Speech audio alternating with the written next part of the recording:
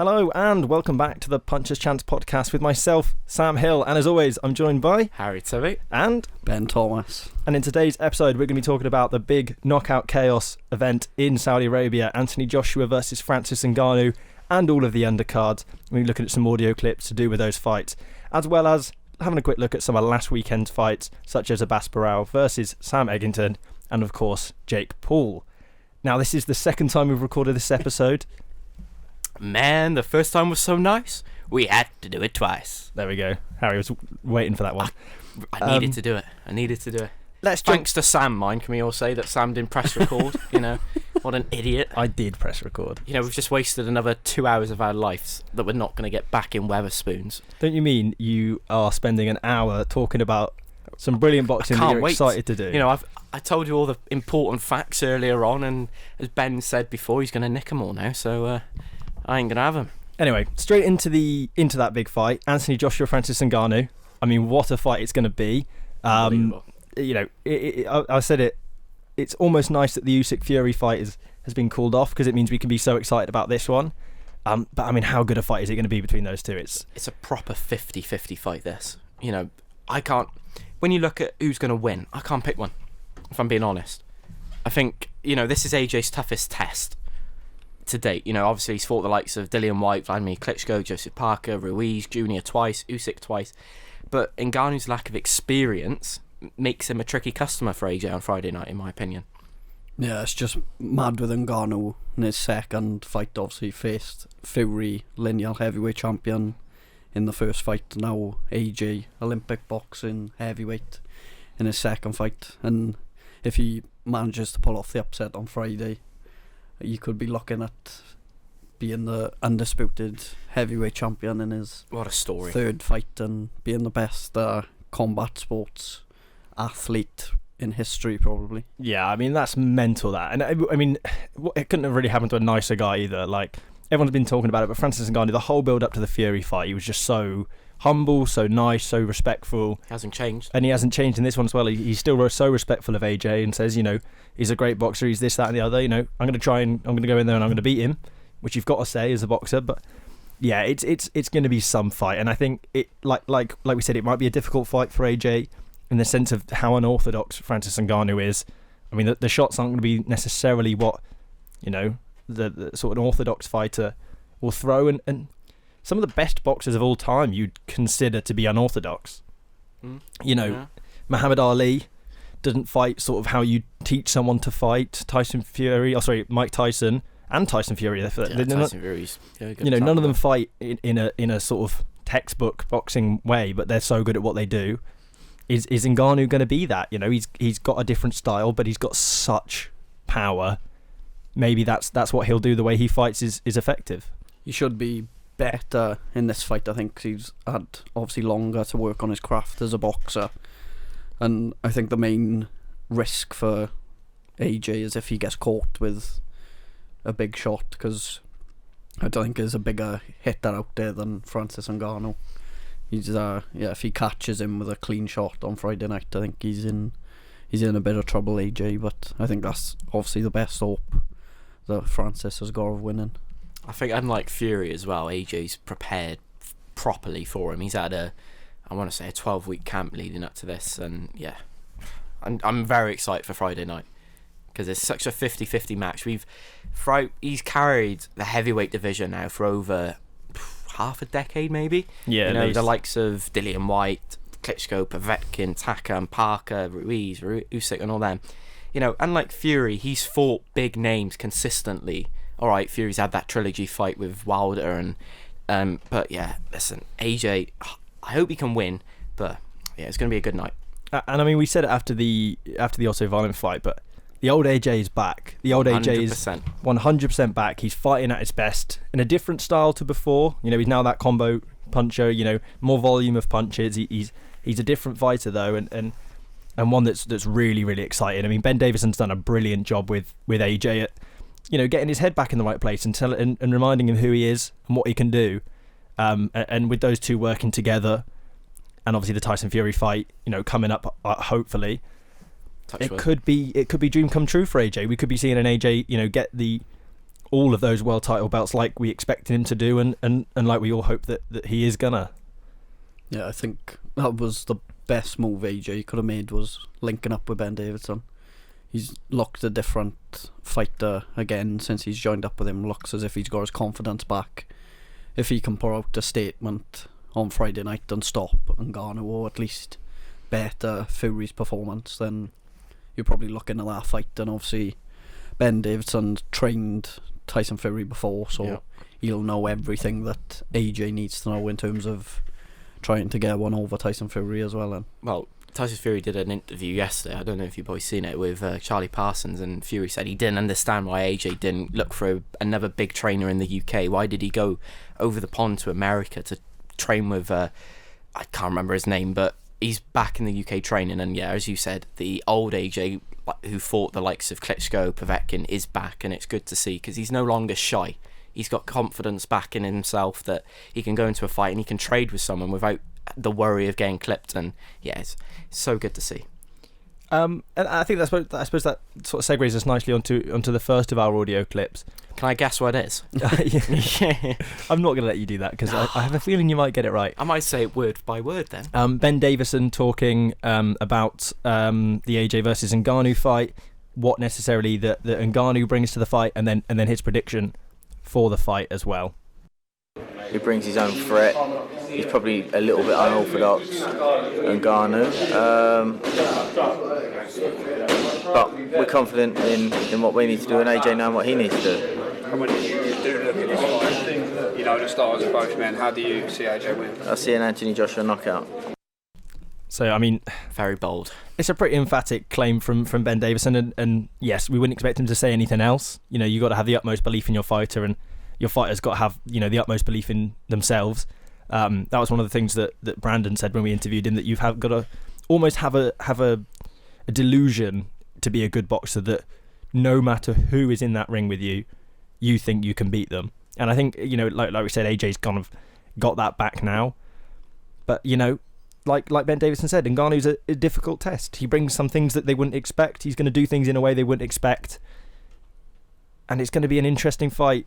You know, no matter what happens, I think it's certainly just going to be interesting to see what the outcome of that will be. Fight of the year? Potential? I don't think so. Do you think it'd be risky for AJ to get in there and try and trade with Francis? Maybe that's why then it won't be a fight of the year, but it's a big fight. I don't think it'd be the biggest fight. It's a big fight for AJ. It's the biggest fight of his career. He needs to put a statement out, or at least, well, he has to win, because he's built himself back up now with Ben Davison. He's put himself, if he wins this, he's obviously probably going to be next in line in terms of being the opponent for the winner of Fury and Usyk. But if he loses on Friday, where does he really go from here at that point? There's still options. I don't think refinement. Like they could still do the Fury fight, but it just like, will that knock his confidence again at being beaten by it's not Ngannou? over for him. I wouldn't say it's over for him if he loses. It's a big step back. It's a big step back, and it's not a big step back that we necessarily want. The fight that we could get if he does lose, Parker or Zhang. So give big Parker fight another go. So. And then, I mean, obviously, then Ngannou will be looking at fighting Usyk, or the winner of Usyk. Has it ever been done before? What? Someone in their third professional fight, nevertheless, that their first pro boxing fight, they go 10 3-minute rounds. You know, has it ever been done before? Someone so quickly is going on to fight for a unification fight. I can pretty confidently say no. I don't know for sure, but I can pretty confidently say in no. The history books. And it was quite interesting. We haven't Ngannou, had a unified heavyweight in so long. Never mind. True. They have to make a film about him, don't they? Oh yeah, with that, I'm sure how he came into MMA fighting, and how he came from Africa into Europe to Spain to prison and then over to America.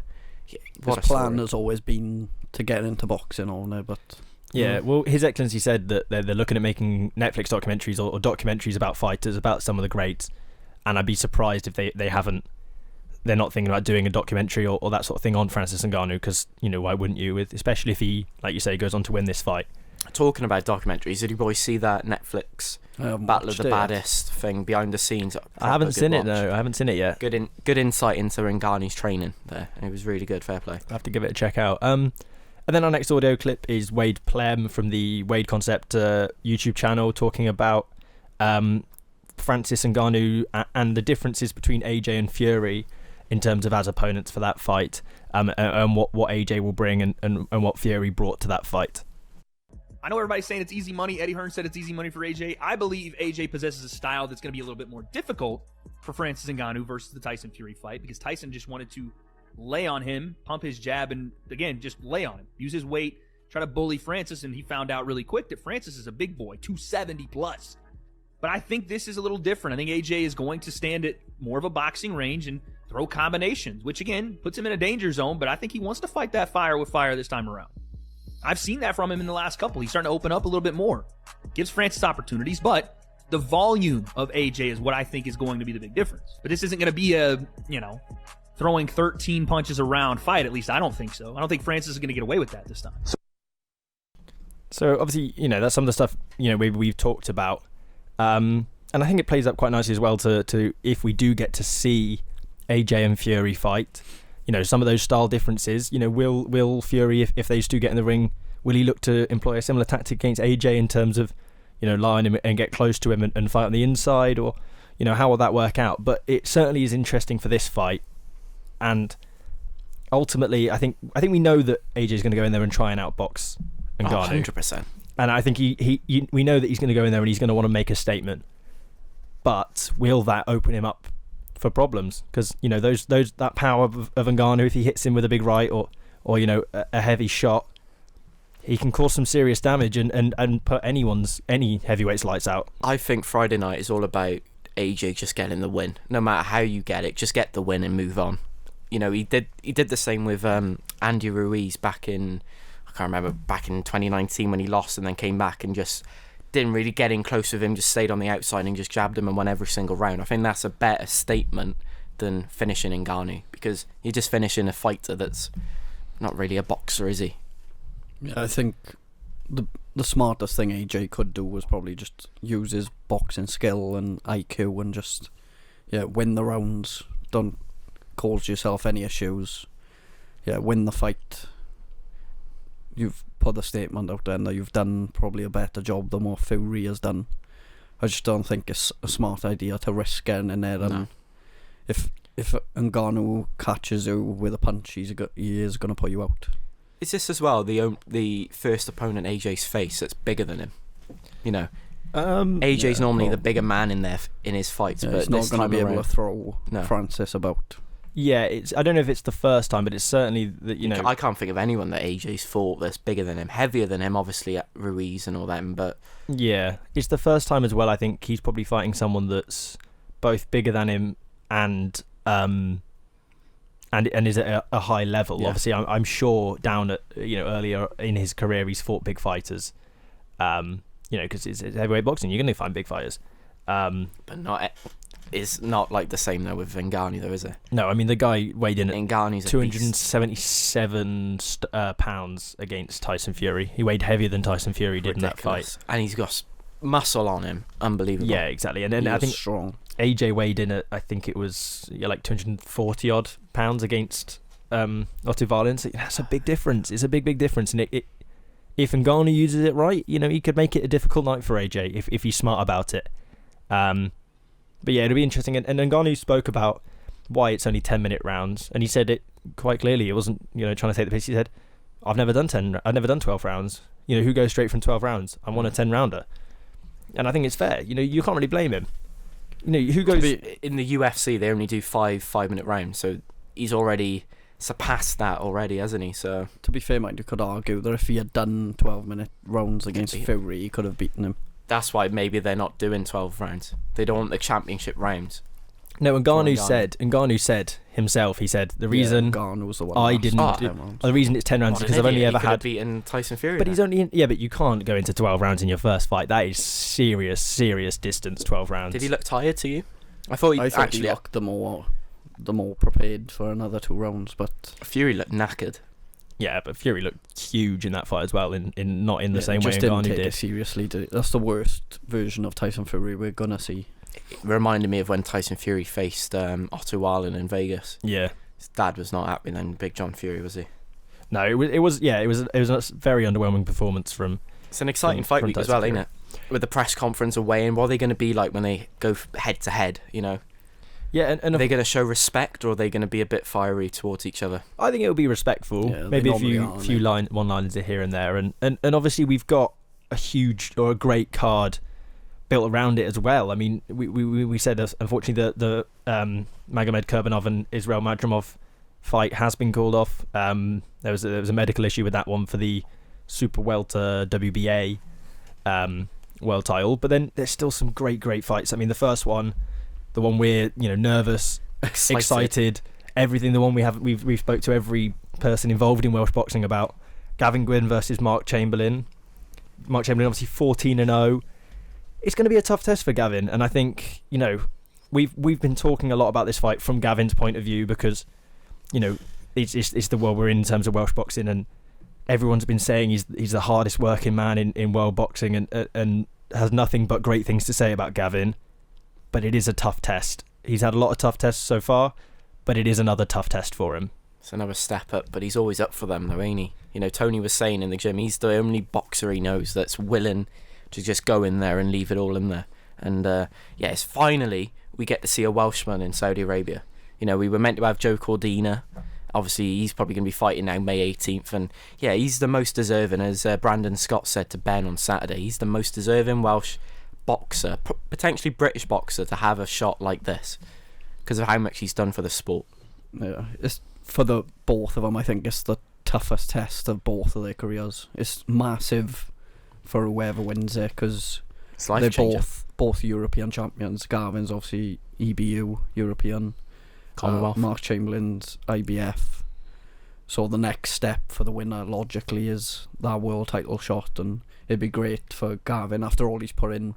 Obviously we were down at the Vale event on Saturday 4 years ago. He was fighting there, and now on Friday night he's going to be out in Saudi Arabia with a chance to, if he wins, set himself up for a world title shot. It's a pinch yourself moment as well, probably for him, from the Merv Leisure Centre in his first professional fight to now the Kingdom Arena. It is going to be life changing, and he could have that. He'll either have a massive night back here in Cardiff for a world title opportunity, or he could go to America. At lightweight, I think. Well, is the only person holding a lightweight title at the moment Gervonta Davis? Probably. And I think Tank's the only one in the there lightweight. There might be another one, but or if he jumps up to super lightweight with the likes of Devin Haney, he could have a big fight night out in America, and that'd be huge for Welsh. He's the next Kawasaki, ain't he? Really, because Joe Cordina's obviously done it now, but I think Gavin Gwynne, he's willing to go and travel and get this world title, and I'm just really excited for him. Am I nervous? I would say I'm nervous because if he loses, I think it ruins the night of boxing because we're technically close to him in a way, aren't we? But it's a tough fight. But I just think Gavin's more experienced than Chamberlain. I was looking at it. Chamberlain hasn't faced an undefeated fighter in his career yet. Yeah, but does that play a factor? I don't know. But yeah. Obviously, I'm going to try and build it up for a Gwynne win. But Mark Chamberlain, it's the biggest fight of his life. And it is Gavin Gwynne's biggest fight. Because a couple of years ago, Gavin Gwynne wasn't even taking this professional boxing seriously. He still had a job. And he went to his missus and said, I think it was his missus that told him, go and pursue your dreams. And look at him now. He's in Saudi Arabia boxing on an Anthony Joshua Francis Ngannou undercard. And millions of people from around the world. And he's putting Welsh boxing on the map. And it's great to see. I think the biggest thing for him on Friday is not getting dragged into a fight. Yeah. He needs to be smart about it because obviously with Mark Chamberlain 14-0, 10 knockout wins, he needs to keep his head and box smart, win the rounds, and just make sure you secure that world title shot. Yeah, I mean, we when we were talking to Tony down at St Joseph's, he was saying that that's one of the things they've been working on is going long and using that jab and boxing, properly boxing and using what he's got. He's a 6 foot lightweight. That's just not that common to see. So if he does use that height, then there's no reason why he can't, establish himself in fights and start winning rounds consistently. And they're the two biggest sort of, bar maybe Sam Noakes, they're the two biggest things you've got in lightweight in British. So the winner of this really does come out of it as the number one British lightweight and deserves those opportunities. I had a quick look. So Tank, Shakur Stevenson, has a belt, and of course... You don't want to fight Shakur Stevenson, it'd be a boring fight, wouldn't it? Yeah, and of course Lomachenko and Kambosos Jr. are fighting... May time, yeah. That's some tough fights, mind, isn't it? Yeah, it's big, 4 big names. Yeah, brutal. But bring him to Merthyr. Rude Awakening. And a fight night out in America for him for a world title shot. But as I said, like Kawasaki over in Vegas. But that would be the dream. Merthyr would be in Vegas. Everyone in Merthyr would be in Vegas. Could Shakur Stevenson do it in a cold, rainy night at the Penny Darren Park? I don't think he could. Listen, we didn't think about that with the Nicaraguans on Saturday. It was freezing in that Vail Sports Arena. True. And they turned up to fight, didn't they? Yeah. And I mean, it's just mental. Fair play to Gavin for the journey he's been on so far, and fingers crossed that it carries on. That's a journey that carries on. And another fighter coming out of Britain that I'm really excited for. Ben picked him out as one of the fighters of the year. Nick Ball versus Ray Vargas for the WBC World Featherweight. It's great that Nick Ball's finally getting that world title shot that I think he does deserve. And what a platform to be doing it at against a great fighter like Ray Vargas, who's only had the one loss in his career against Oshaki Foster. This has got the potential to be fight of the night, I think, on Friday. I think it will be. I think it'll be fireworks, no matter what. I don't think you can put Nick Ball in a ring and it be a boring fight. I just don't think it happens. Fight against Dogbo. That was incredible, wasn't it? Yeah. So, yeah, I totally agree. I can't believe I'm agreeing with Ben, but yeah, I agree with you, Ben, there. It's the biggest test of his career. Obviously, I think the benefit is that Ray Vargas hasn't fought in 18 months. Yeah, it's been a while out for him. So he probably fancies chances, Ball, isn't he? Well, he is gonna fancy his chances, isn't he? But it's the biggest test, and obviously the first shot at a world title. Ray Vargas is already a 2-weight world title holder, and has fought for a world title at a 3rd weight, which he lost. So he's experienced in his world title fights. But if Nick Ball can get through it, sets himself up nicely for the rest of 2024, and I think we possibly see him on that 5v5 card then.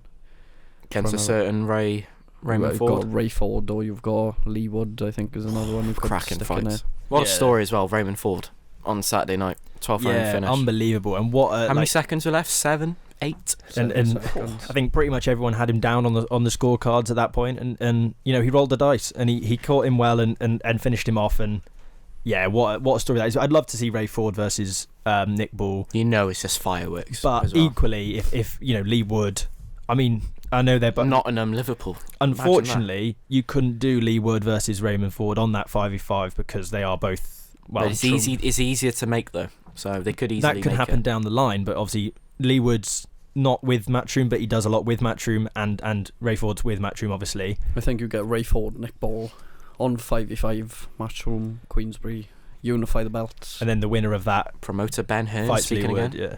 But I mean, I think we get Lee Wood and Josh Warrington the way them two are going. If you had Lee Wood versus Ray Ford, I mean, what would happen in that fight? Nothing would happen for 12 rounds. Then in the 12th round, one of them's going to knock out the other one. They're both known for it, yeah. They've both got like last-minute knockouts. Josh Warrington, obviously Lee Wood. Good stat for you, mate. Picked it out at the end. Fair play. Didn't think of that. Yeah. There you go. Second time around, see, he brings out the We best didn't even facts. think of it the first time round. It just popped in here. And then the other big fight, Huge fight. Zhilei Zhang can't wait for this one. versus Joseph Parker. What a fight! I mean, it's probably the Ben's getting splinters though with this fight. Yeah, I mean, I think we all are. It's a close one it's to a call. 50-50. It's probably the arguably closest fight to call on the card. I think all three of those fights are close. They are, yeah. But I think every fight on the night is close. We've got these 4 fights are close. The other fights are quite easily. Yeah, called, the undercard ones. Yeah, but we've the main card. We've got connections to obviously Gavin and then Nick Ball as a Brit. So we're probably saying going for those guys out of a bit of bias, but those are they're difficult fights for both fighters, and this one's no different. I mean, Zhilei Zhang, the big bang. He bangs everyone, and he's going to bang Joseph Parker, as he said. That's a great video. What a quote! If you haven't chat up line, ain't it? Did you see that? That's not something I've just come up with, by the way, for listening. That is something that Zhilei Zhang said. I've not just put words into I don't his remember mouth. him saying that. Do you? No. Shush. And then obviously Joseph Parker comes off the back of a win, an impressive win against Deontay Wilder. An impressive win. But you boys didn't back him. It was he won. I was the only one that got it. I called it to perfection. He won in impressive fashion. Joseph Parker. Ben's shaking his head. Ben, you said that Wilder would knock him out in the 9th round, didn't you? Yeah, I did. But you're living off our prediction. Listen, my predictions are quite good as well. Second That record. one. No, Taylor Cameron. You both went Cameron, and I went Taylor points. True. He takes True. an easy route, basically. Yeah. I'm not taking the easy route. He This just goes on. Saturday. He just goes on. This Friday night, I'll go a bit more with my predictions. He just then. goes on an unnamed betting site because I'm not giving anyone the free advertising. But then he goes on a betting site, sees who's got the highest odds, and just clicks that one out. I'm not a gambler. I just go for my favourites, and they always win. Fair enough. But yeah, how big a fight and how close a fight is Zhang and Parker, in terms of as a heavyweight clash, and they're both sort of on the outskirts of the biggest names in heavyweight boxing, and both of them have been floating around there, and whoever wins this fight is probably set for a big fight next against one of the sort of three, AJ, Fury, Usyk next. Technically, Zhang should be fighting Usyk because he's the WBA interim heavyweight champion. I think the two of them are going to be waiting around a while, mind. Because you'll have next year Fury Usyk rematch, then they'll squeeze Joshua in. So you're probably looking at about 18 months. I think whoever wins this on Friday probably looks at going towards Hrgovic. Well, whoever wins this, really, and then they'll have. I don't see Hrgovic stepping in with AJ. I'd rather AJ versus the winner of this. Whoever wins this gets the WBO interim, so it's on the line. So if Parker does beat Zhang, then he gets it. Zhang's obviously lost to Hrgovic before. It's his only loss on his record. So it's loss. Well, just put bunny years without loss. Well, it's a loss on the record. There was no way he lost that fight. No, but there's a loss on the record, and so it's interesting that those sort of three names are sort of the ones floating, and maybe you could put someone like Ajit Kabayel in there as well. There's some names that are sort of floating on the edge of the top heavyweights, and it'd be nice to see some clashes. I mean, maybe Ajit Kabayel gets one of these guys, or gets Hrgovic. We talked about. That's a good fight. That's probably a good standard for Hrgovic anyway. Yeah, I'd like to see Kabayel and Joseph Parker. Yeah, I think the reason I'd like if Parker loses now. Either. I think that fight would just be quite good stylistically. I think the reason I like... I mean, to be fair, I was going to say the reason I like Kabayel versus Hrgovic is because it reminds me a bit of the Makhmudov fight in terms of like big versus little, but I think Kabayel, you could put him against pretty much every heavyweight bar, like Andy Ruiz and Chisora, and he's going to look like the small fighter because he's a short heavyweight compared to a lot of these guys. But yeah, some really interesting fights, and we'll look at some audio clips now talking about some of the Can we go back to Zhang Parker? I've got a very important fact that nobody would know about this, but Parker and Zhang actually met once before, albeit as amateurs. Right, stop with the sarcasm, please. Zhang outpointed Parker 15-7, and where was it? It was. Oh, look at this! You're all taking a mick, but you don't know where it is. Doha in Azerbaijan. Doha. Was it? Doha's Qatar, mate. Oh, bollocks. Baku, yeah. Azerbaijan. 12.5 years ago, when Ben was sitting his GCSEs. You've been coming up with that. And I was still in primary school, so yeah. Just put the old man back in his place, for being sarcastic. Another interesting thing about the fight is the fact that obviously Zhang is coming off the back of beating Joe Joyce twice, and Parker has lost to Joyce. So you've got that. I know styles make fights, and you can't really look Zhang into it too battered much. Joyce as well twice, didn't he? It was just a punching bag. Yeah. Whereas Parker got finished by Joyce, but there's also an intriguing heavyweight clash as well. I'm laughing because we've already talked about it, but Australian heavyweight Justice Huwney comes back against South Africa's Kevin Lerana. Obviously, Kevin Lerana fought Dubois in that 3-round thriller back in the Tottenham Hotspur Stadium. Justin's only fought once last year, and that was in Cancun, Mexico. Hasn't had a stoppage win since 2021. Whereas Lerana last fought Senad Gashi in South Africa and won via unanimous decision. He's beaten the likes of Mauricio Vark, who fought Fabio Wardley. Quite a decent fight that was at the York Hall. Bogdan Dinu lost to Daniel Dubois, and also has beaten a certain Sefer Seferi, who was Tyson Fury's comeback fight years ago. There's also another fight on the card I think that's worth mentioning is Saudi Arabia's Ziad Al-Mayouf.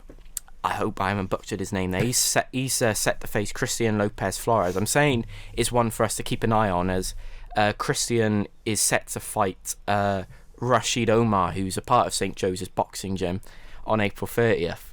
It's on a Nielsen card, isn't it? On a Nielsen card, he's correct. Recently signed for them. But yeah, talking about Ziad, he could potentially be Saudi Arabia's first ever world champion. And as you said to me before we did this, Sam, that I think that's something that Saudi Arabia is building towards, is getting their first world champion. Yeah, I think that's something you'll see over the next few years, is I'm trying to build Saudi fighters to get their own sort of big Saudi... Yeah, they won't need to bring as many fighters across if they've got their own sort of talent to pick from. I think it would also help to sort of build the events over there if the country has some build the names crowd as well to be proud of. They've got someone, they're like, oh, this is our boy, we're going to go there and support. Then that helps with one of the things that people have questioned about the Saudi shows is that atmosphere, and that's something that will help with it. We're forgetting about another fighter. A Roman Fury. There's a Fury on the card. They had to sneak him in somewhere, didn't they? Just to get Fury. Roman Fury, 3-0, takes on Martin Swark. I think I pronounced that right. 2-0 from the Czech Republic. Yeah, I mean, realistically, they've put that on the card because they want to get Tyson Fury in the crowd. Is he going to be there though? I think they've said he will. They have said he will. He should be training though. That's the thing with Fury. He takes it. Yeah, but he's out there training. Is Usyk going to be there though? Of course not. Nah. Usyk's smart, see, but Swark, his opponent, made his pro debut in September. They're advertising as undefeated against undefeated. Yeah, this fight is pretty stinky in my opinion. It's a good chance to get obviously Tyson Fury there for the main event.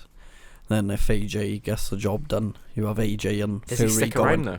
Yeah, he will do, and he'll definitely be watching her. It'll be the new Conor McGregor with Ronaldo. Nah, he'll be sat next to his Excellency. A bit of verbals between them two helps the whole sort of fight night go viral. I hope it's not respectful between them. I hope AJ just goes, I'm coming for you and your belts. Yeah, that's what they need to do, is build it up. People are already excited and wanting. It'll be the biggest fight in British boxing history, I think, if it happens. So. Mm-hmm. And you know that Tyson Fury would have done it if the roles were reversed. Tyson Fury would be giving it the big one. He's always done it though. He's been picking on Usyk since day one. You cruiserweight rabbit. What was it? December 2019 was it? They first faced off in the ring to say they'll fight. So yeah, but it's got to be done. AJ, if he does beat Ngannou, then he's got every right to give it the big one and say to Fury that he's done what he could in comfortably beating Ngannou. But we'll wait and see on that one. Just some audio clips off of some of those. Undercards. First one's of Tony Borg talking about Gavin Gwynne of our interview with Tony. So if you haven't seen that, it is on the channel. Check it out. But this is what Tony had to say about Gavin so far in preparation for this fight. Gavin, obviously fighting in Saudi Arabia coming up soon. How's the training with him going? Obviously out in Tenerife and then now back in Newport. Yeah, Gavin always trains 100%. He'll give you his best, whether he's training in a local gym or abroad. We've had some good sparring, a lot of southpaw moving around and dealing with the southpaw stance. We're out to Tenerife, as you said, great workout up there, plenty of sparring, good hill runs.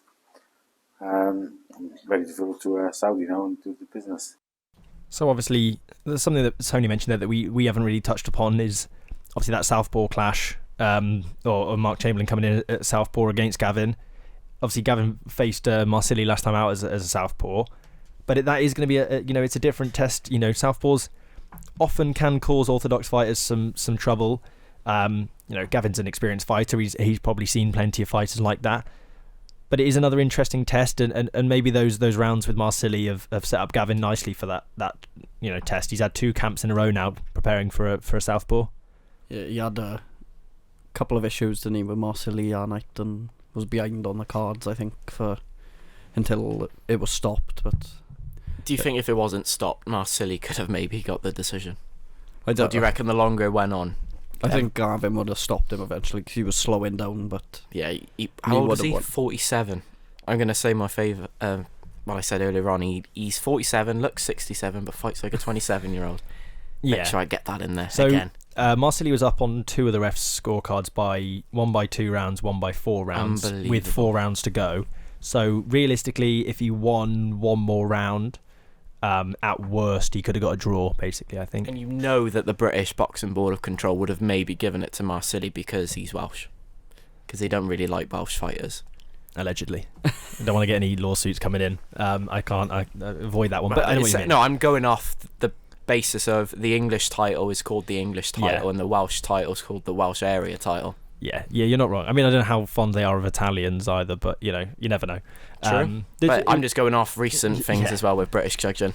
No one likes coming over here to fight away fighters. Gavin's obviously had the rounds now with a southpaw. Hopefully, you've got him in training with a couple of southpaw fighters during the training camp just to adjust a bit more. But yeah, he should be alright to come Friday night. And like we said earlier, I think the main thing is just about boxing smart and get the win, not getting dragged into a fight with a Mark Chamberlain who is very good at finishing off fighters when he has them hurt. Yeah, I mean, Gavin could go in there and try and, go in there and put on a flash performance and wow fans, and it might bring some short term sort of like noise about him. But realistically, the smart thing to do is just win this fight, because then the long term opportunities that'll open for him in terms of, like we said, some world title fights and fights abroad and bringing big nights to Cardiff. Maybe host Sam Noakes in Cardiff on a Queensberry card. Why not? But it's something that's a step down though from this Chamberlain fight. Once he beats Chamberlain, I think the loser of this fight, if he wins Friday, Noakes. I think the full focus should just be get that world title shot. Maybe I think Noakes beats Chamberlain though. I think Noakes definitely beats Chamberlain. So you think Gwynne easily beats Chamberlain then? No, not necessarily. I just think I'm not saying necessarily, but I don't think Gwynne could say, "Oh yeah, I'm going to have Shakur Stevenson in Cardiff."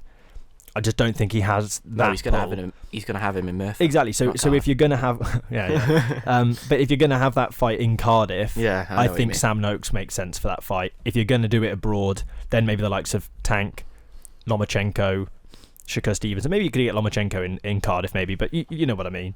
Right, Lomachenko came and fought Luke Campbell, didn't he, at the O2? So he'll come to the someone's backyard, wouldn't he? And then upset the odds probably. Another one, Nick Ball talking via the Queensberry Twitter, saying about one of the things he does to get in the head and win a battle over his opponents, and he talked about why he does it as well. Normally standing up in the corner as well in between rounds, is that a little message to your opponent who's sat down, sometimes slumped in the opposite corner? Yeah, because in that last fight, that dog boy, he was looking past his coach, looking at me. And I seen like his heart just break through his eyes when he see me standing up ready to come out again, and they sat down maybe dreading to come back out again. You know you've got them, and I'll sit down when the job's done. So I mean, I think for me, how do you deal with someone like Nick Ball that has the mentality of going, I'm going to stand up between every single round for 12 rounds when you go on a war with me, just so I know that when you're sat there looking tired and you look over at me, then I'm already 1-0 up. That is some mentality, and it's mind games, isn't it? And they say boxing's like a game of chess, and he's already one move ahead in by doing that. He's got that advantage over the fighters before the fight's even started. It's impressive. Yeah, it must be difficult because with Nick Ball you're in a war. He's like, it's always a tough fight to him. He just keeps throwing at you. He's like full of energy for the whole fight. It must be difficult for you just looking across, seeing him just staring you down, knowing that you've got to go out round after round to try and keep him off you. It's got to be hard. He's one of my favourite fighters to watch, Nick Ball, ain't he? Let's be honest. He was Ben's fighter to watch, wasn't he? He's very good. He's just from Liverpool, ain't he? They're all good fighters, aren't they, from that area?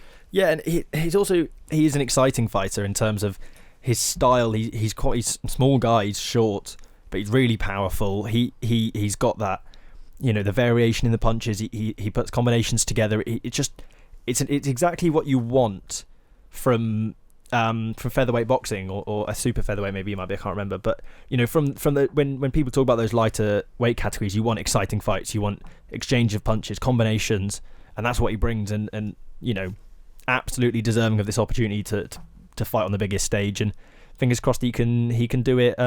He can get the job done on there as well. I suppose now the only natural thing we can do is predictions. Prediction time, my favourite time. Try and remember our predictions from last time. We're going to stick with the same ones we went for, because I think it's the only fair way to do it. We've already done our predictions, haven't we? So I think it'd be easier if I just read through and we just talk about. I'll start with Ben. No, give the notepad, and we'll do it ourselves. I know mine. So anyway. Ben, no, you go for yours. So my prediction is with Ray Vargas and Nick Ball to win on points. Gavin Gwynne to KO, knockout Mark Chamberlain in the 5th round. Zhang to knock out Parker in the 7th round. And I think AJ's just going to make a statement by winning every single round against Ngannou and win on points. You got Gavin Gwynne winning 5th round. Okay, I haven't changed it as well. 5th round is big. That's a big call. I respect it. I back the Welsh. I back him. Big call. I've listened to Tony, and Tony said. That's fair enough. Remember what he said about Lee Selby, 8th round finish? Has Tony given a prediction for it? I don't know if he'll never give predictions, surely. Nah, I might have to message him and see if he can send one for us so we can see. Well, we know who he'll predict. He'll just be like a stoppage, wouldn't it? Maybe. With my predictions, I've gone with Nick Ball, 10th round stoppage. Gavin Gwynne to get a win with a decision. Joseph Parker to get a decision win as well against Shile Zhang. And AJ to win on a points decision against Francis Ngannou. Because I think he's just going to try and... I think the smartest thing for AJ is to just get a win. You're getting your money's worth for that predictions as well. Yeah, probably. Yeah. I've gone safe. You could probably argue, but... I think I've gone safer with Zhang. That's the way it's going to go. Do you think that's the... Fast hands. And it's too big for Parker, let's be honest. Yeah, but I said he can pin him down. I said it before, and I think if Parker if Zhang is to win, it will be by stoppage, I think. And if Parker is to win, it will be by points. Because obviously, we make these predictions and we go, oh, this person's going to win. We're never going to be right, are we? We're never going to agree on it. There is always a chance that the other one happens. Every fighter has a chance to win every fight. But I think probability, I think that Ball is going to get a 5th round knockout against Ray Vargas. I think it's going to be a statement performance from... I just don't like the inactiveness of Vargas. Yeah. It worries me a little bit. Gwynne, I've gone for a 9th round TKO. I think he's going to get late finish. He holds the power, Gwynne, and I think he's going to get that late finish. Parker, win on points. Unanimous decision. He's going to win comfortably on points, I think. And then AJ, I think, will finish Ngannou in the 10th round. I think, no one's really been talking about Ngannou dropping, but he can't be invincible. Every heavyweight has a drop in them, and I think AJ's going to stamp his authority, and I think he's going to finish him in the 10th. I don't know if I can trust anyone to put Ngannou down and keep him up. He's too big. He's too big. He's used to getting shots off big heavyweights with 4-ounce gloves, not 8. Oh. I think he'll take any shot that. Well, it's hard to. No one is both men go down in it. No, definitely not. But I just think it'll be so hard to put Ngannou down. If AJ goes in there and smokes him and batters him, then fair play to him. That's what we hope happens. I also just think, like attrition, I think that he's gonna continue winning those rounds and continue stamping himself and just wear Ngannou down a little bit. And I don't think it's not gonna be a violent finish. It's not gonna be a Jai Opataya knockout where he has him slumped flat out. But I just think the ref might stop it. Just as he builds up that domination over the course of the fight. And then I suppose the other thing we want to touch on real quick is last weekend's fights. Starting off with the big card in Puerto Rico.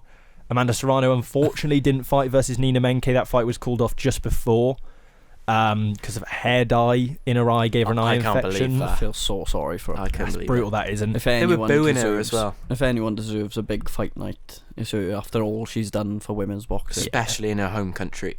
Is it a country or is it a state, Puerto Rico? It's I think it is a country, but I think it's a tax haven. That's what it is. Well, yeah, I think it's kind of like Monaco is. It's kind of like a where all the big boys go. It's owned by girls go to play.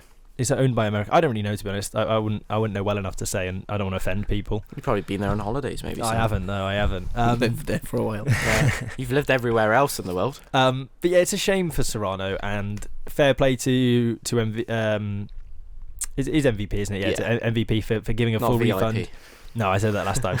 For giving a full refund to everyone on their tickets. They don't have to do that. Every bout is subject to change, and fair play, they've done it. But they kind of had to, because the only other interesting thing that happened was Jake Paul knocked out... Interesting. Well, it's interesting in terms of... They're just getting a bit boring. This mug is ranked higher, or just one below, Vidal Riley. Yeah. How is that possible? So one below Tommy Fury, and Tommy Fury's 2 below Vidal. Forget about him, he's not even a professional. So Vidal's ranked 110, and then they're 112 and 13. It's disgusting. Vidal Riley's the English champion, and he's 110 in the world. Yeah. He'd beat the two of them on the same night, I think. He'll do a KSI.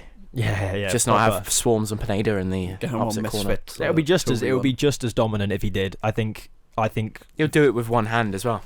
Vidal would absolutely flatten Jake Paul. It would be embarrassing. I would pay good money to watch that as well, just to know that Jake Paul would lose.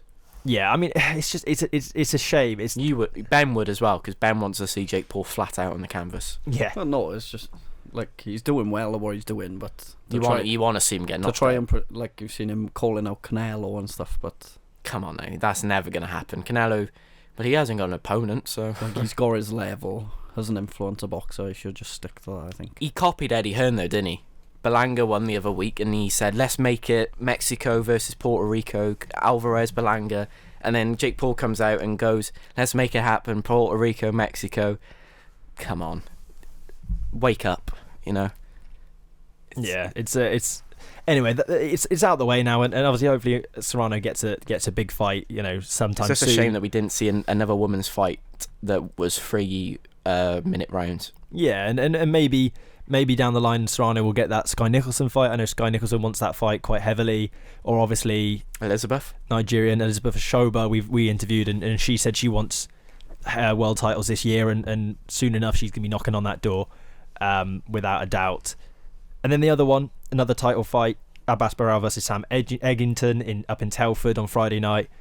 Abbas Barral, fair play to him, got the win. I think you said, you know, German boxing's on the comeback with Ajit Kabayel and Barano on that European, and it was a brilliant fight. It was a good fight in the end. Not quite as close as some people are saying. I think Barral won that fairly comfortably. Yeah, he won it comfortably. But I think we can all agree that Sam Eggington is a hell of a fighter.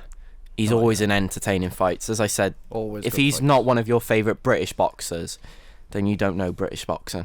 Yeah, he's always there. He's always putting on a good scrap, and he's done. He always delivers. That's one thing you're guaranteed with Sam Eggington. Yeah. He's going to bring fireworks, and for it to be as well on free-to-air TV, I thought that was great as well. Yeah, it was Channel 5, wasn't it? But it was also on DAZN, but yeah, it was great to see that it was on free-to-air on Channel 5 again. In terms of Barral now, do you think he goes on against the winner of Tim Tszyu and Keith Thurman, who will fight in the end of the month? Yeah, I think it makes the most sense as a fight. Obviously, Thurman's back after that'll be Tim 2 years out. Yeah, last fought. Who did he? I know he fought Pacquiao in one of his last fights. Pacquiao in 2019, but his last fight was in 2022. So he had pretty much 3 year break. Obviously, it was through COVID. Probably that's why. But he had a 3 year break before he fought Mario Barrios. Was his last fight that he won at, but it's been 2 years since then, and now he's going in against Tim Tszyu. Obviously 24, and a one undefeated fighter. It's a hell of a fight, but the platform that is on, I think, just ruins the fight. I think PBC have messed up completely here. It's on Amazon. Yeah, it's a shame. I mean, I don't mind it because I've got Amazon Prime. Is it pay-per-view, is it? I think it might be pay-per-view for America, but why can't they just chuck it on DAZN? Yeah, everyone should just be on DAZN now. It's the way forward for boxing. Yeah, I think, it seems bizarre. But fair play to Barral. He's put himself up into the 8th ranking as a super welterweight, and he, you know, he's got some big fights coming up for him. I'm sure if he's able to you know, get another big fight soon and maybe defend that European, and then it's on to world level for him realistically at that point. You know, fair play to the guy. It might have been nice to see a Brit win it, but you know, you got to put your hands off to someone when they put up a good fight. And I think that pretty much, you know, calls it for that episode. One fight, one hell of a story. Matchroom signed him from his professional debut, their first ever US fighter from debut to world champion, Raymond Ford. 7 seconds or 8 seconds left on the clock. He had to knock or stop Kolmatov, and he did it. Unbelievable. As I said, I had a tear in my eye after it when he went backstage and started hugging his mum and all. And yeah, fair play to Eddie Hearn. Bit busy man. Flew all the way to Verona, New York. Not easy to get to, and yeah. What a fight as well. We talked about that Baru and Eggington fight. That was even better. Oh yeah, without a doubt, and also the fight it sets up. I mean, it sets up perfectly for that 5v5, perfectly for the 5v5. You know, yeah, him versus Nick Ball on the 5v5 or Lee Wood, either or. It's sorry, Lee Wood versus Nick Ball, or not Raymond Ford versus Lee Wood. Though that would be a great fight. You know, either or. But yeah, what what a fight that was, and what a story as well. Fingers crossed, Matchroom can do more and more with these American fighters, and especially because I think sometimes American fighters are sort of doing their own thing, whereas with someone like Matchroom, you'll then get those big fights coming over to the UK as well, or vice versa. You get some people like Top Rank and Golden Boy Promotions. They tend to fight within themselves a little bit, and you don't get to see the Brits fight the Americans, which fingers crossed we will soon. Can you just imagine Beterbiev, Bivol, and then that as a co-main? Huge. There's going to be even bigger fights than that. Yeah, and that gets announced on Wednesday. So yeah, big fight. But yeah, I think that pretty much calls it the end for this episode. We're going to be recording another separate video, which will be a review of the Cardiff L Sports Arena event we ran at Saturday. So if you haven't already, check that out. Or if you haven't already, check out all the fight interviews. We've got that one. We talked to Lee Selby, Chris Sanagar, and some of the big fighters on that event as well. But that's all of us for this episode. You can find all of our fight previews and all the updates on the fights on our Twitter, obviously particularly for this Friday big event. All the full episodes are on Spotify and then on YouTube for all of our more content. Other than that, we'll see you next week after a big fight night.